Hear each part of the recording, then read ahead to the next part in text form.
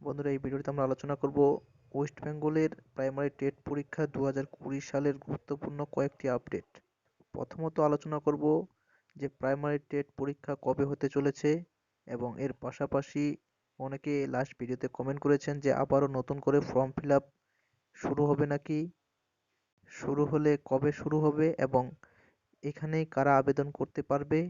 এছাড়াও এনআইএস বা বিএড থেকে যারা ট্রেনিং নিয়েছেন তারা কি টেট দিতে পারবে। তো এই ব্যাপারে আমরা আলোচনা করব, ভিডিওটি শেষ অবধি দেখবেন।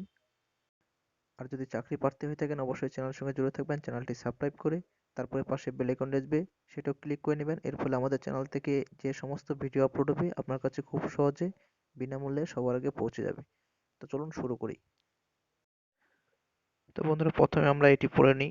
নিজস্ব প্রতিবেদন: দীর্ঘ 3 বছর কেটে যাওয়ার পরও এখনো জল্পনা কাটেনি প্রাথমিক টেট পরীক্ষা নিয়ে। 2017 সালে প্রায় 3 লাখেরও বেশি আবেদনপত্র পড়লেও এখনো পর্যন্ত নিতে পারেনি টেট পরীক্ষা পর্ষদ। 2019 সাল থেকে বেশ কিছু প্রাথমিক বিদ্যালয়ে পঞ্চম শ্রেণী প্রাথমিকে নিয়ে আসা হলেও চাকরি প্রার্থীদের তৈরি হয় নতুন আকাঙ্ক্ষা টেট পরীক্ষা নিয়ে। অন্যদিকে 2015 সাল থেকে উচ্চ প্রাথমিকে পাশ করার পরও টেট প্রার্থীরা এখনো পর্যন্ত পাননি নিয়োগপত্র। জানা গিয়েছে আগামী 16 জানুয়ারির পর উচ্চ প্রাথমিকে নিয়োগ সংক্রান্ত আপডেট দিবে এসএসসি বোর্ড। এদিকে 2017 সাল থেকে প্রাথমিক টেট পরীক্ষা হওয়ার আশায় বসে রয়েছে বহু চাকরি প্রার্থী। সূত্রের মারফত খবর পাওয়া যাচ্ছে প্রাথমিকে আবারও হতে পারে নতুন করে ফর্ম ফিল আপ। যদিও এখনো পর্যন্ত পর্ষদ থেকে কোনো রকম সাড়া পাওয়া যায়নি।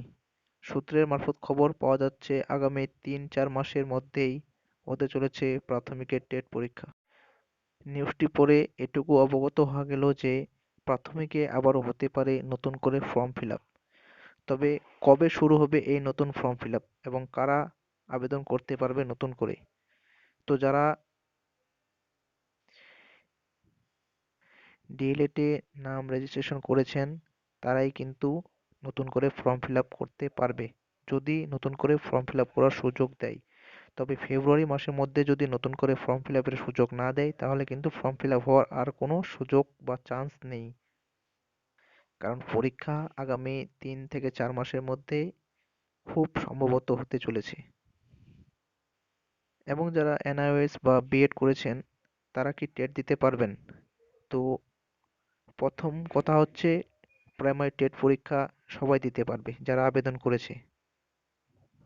টেট পরীক্ষা দেওয়ার ক্ষেত্রে কারো কোনো রকম বাধা আসবে না, তবে নিয়োগ প্রক্রিয়া শুরু করার সময় বাধা আসতে পারে। এছাড়াও সরকার যদি বিকল্প কোনো পদ্ধতি অবলম্বন করে সেক্ষেত্রে এনআইওসদের আলাদা কোটা করে নিতে পারে।